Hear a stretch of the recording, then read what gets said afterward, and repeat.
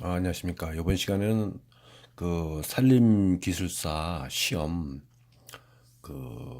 답안 작성을 하는 것에 대해서 좀 말씀을 드려볼 겁니다. 그 이제 기술사 시험장에 가서 기술사 답안을 이제 써 내려가는데 제가 이렇게 느꼈던 점에 대해서 얘기를 해보겠습니다. 이제 공부하고 좀 굉장히 유관되겠죠.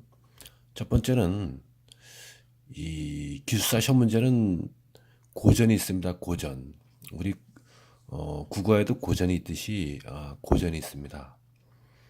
그 옛날에 학자들이 쓴 글이고 그리고 시대가 지나가더라도 불변의 그 원칙과 논리와 정석적인 그런 학설.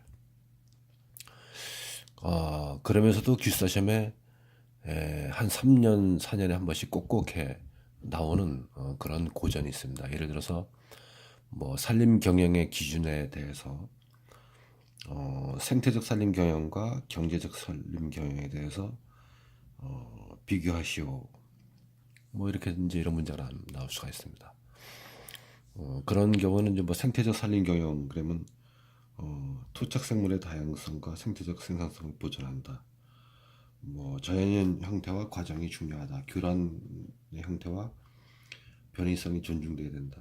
수학의 규모와 모양과 배분이 자연적 공간 특성과 같게 하는 데 초점을 준다. 이런 것들.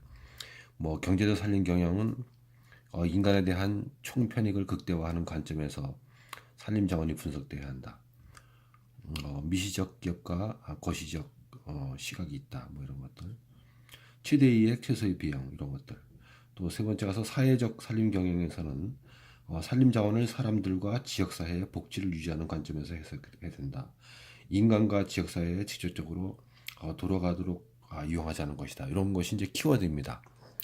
그러니까 이런 시험 문제는 몇 년에 한 번씩 꼭꼭 나옵니다. 산림 경영 규정 이거는 이제 고전으로 제가 분류를 해봤습니다. 산림 경영의 뭐 네 가지 패러다임 뭐 이런 것들 다 고전이죠.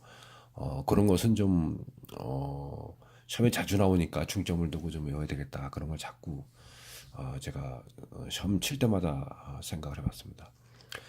두 번째는 답안을 작성할 때 분량이 좀 적게 나오는 경험이 있습니다. 그래서 이제 현장 경험이 좀 녹아 있는가, 뭐 공직에 있던 산림조합에 계셨던 아니면 주사 사무실에서 근무했던 아니면 엔지니어링 사무실에 근무했던 이렇게 현장 경험이 현장 뭐 사방이든 임도든 숙각국이든 현장 경험이 녹아 있는가 이런 것을 좀 답안 작성할 때 써야지 채점을 좀 후하게 받을 것 같습니다. 세 번째는 키워드 등 정타를 썼는가. 정확하게 그 문제에서 물어보는 그 답안에 키워드를 실어서 정확히 답안을 써 내려갔는가. 그 술술술술 서술식으로 너무 이렇게 늘려 쓰지 말고 키워드를 탁탁 끊어서 쓰는 그런 습관을 들여야 되겠습니다. 그리고 네 번째는 답안지 분량은 적당한가. 우리가 이제 33장이죠. 이제 1교시 때 이제 10장을 써야 되고 거의 나머지는 이제 2.5장에서 3장 정도.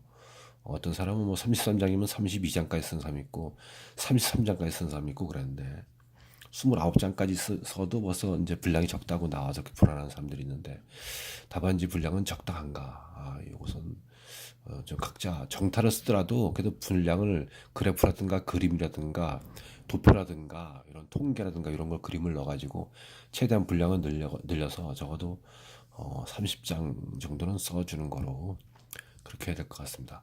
글씨는 정성껏 썼는가? 이제 시간이 바쁘고 3교시, 4교시 되면 손목에 팔이 아프고 손가락이 아프고 지루하고 또 여름에는 손에 땀이 나고 겨울에는 또 추우니까 몸이 떨리니까 쓰기 싫고 막 그런 경우가 있더라고요. 그러니까 그 체력 안배 그리고 글씨가 자기가 쉽게 빨리 쓸 수 있는 방법이 뭔가 그리고 채점관들이 눈에 탁 들어오게 글씨 쓰는 방법이 무엇인가 여러 가지 체가 있는데 기숙사 시험에서 쓰는 체가 있는데 자기만의 내 쓰던 글씨체를 갖다가 좀 정성껏 써갖고 정성껏 쓸 때 빨리 쓰는 방법을 좀 연구해야 될 것 같습니다. 따라서 첫 번째, 남들이 외우는 건 나도 당연히 외워야 한다. 남들이 쓰는 건 당연히 써야 되죠. 거기다 살을 붙여야지 만약에 80명이 왔는데 적어도 3등 안에 들려면은 남이 외우는 건 다 외우고 나는 당연히 외워야 되겠죠. 두 번째, 차별화해서 남들과 점수 차이를 벌려서 내가 미흡한 문제를 점수에서 보충한다. 이건 무슨 얘기냐면은 만약에 임도공항에서 임도의 선형에 대해서 논하시오. 아니면 임도 시설시 배수구에 대해서 뭐 설명하시오. 이런 것이 자기는 장점이고 남들보다 우수하다. 경험도 많고 사방 공부를 많이 했다. 그러면 예를 들어서 이제 그 남들이 뭐 인목수학론에서 집제 방법에서 유리하다. 근데 나는 불리하다. 그럴 때는 이런 것에서 점수를 갖다가 23점 정도, 25점 만점에 23점 정도 올려놓고 그런 것에서 만약에 18점 정도 된다면은 여기서 점수를 만회할 수 있으니까 차별화되고 내가 유리한 문제 있을 때는 답안 작성을 3.5페이지 정도 써가지고 남들하고 그 캡을 벌려야 되겠습니다. 점수 차이를. 그것이 하나의 요령입니다. 세 번째, 내용은 다 알고 있으나 시험장에서 기억이 안 나 연상법으로 쉽게 외운다. 그런 것이 있습니다. 뭐 이래서 그 벌기령의 종류다. 그러면 이제 알고 있었는데 거기에 중제목까지 하는데 소제목을 모르겠다. 내용을 모르겠다. 그런 것은 연상법으로 이렇게 쉽게 외우는 방법으로 해서 암기를 해야 됩니다. 현장에 시험장에 가게 되면 7가지 써야 되는데 4개뿐이 생각이 안 나고 아송다송하고선 다른 걸 쓰고 나가고 막 그런 경우가 있으니까 그렇게 좀 이렇게 쭉 1, 2, 3, 4, 5, 6, 7, 8 꼭지를 많이 외워야 되는 것은 이런 연산법에 의해서 외우는 것이 효과적일 것 같습니다. 그림을 활용해서 칸을 채우고 응용해서 단어와 문장을 엮어 나간다. 이제 그 문제가 이제 문제를 읽어보고 내가 이 문제를 선택했다 할 때는 그림을 어떻게 활용해야 되겠다 그런 것을 머릿속으로 딱 하고 이건 도표를 만드는데 도표에서 하나 둘 셋 넷 5개 해야 되고 줄은 5개 하고 칸은 4칸을 해야 되겠다.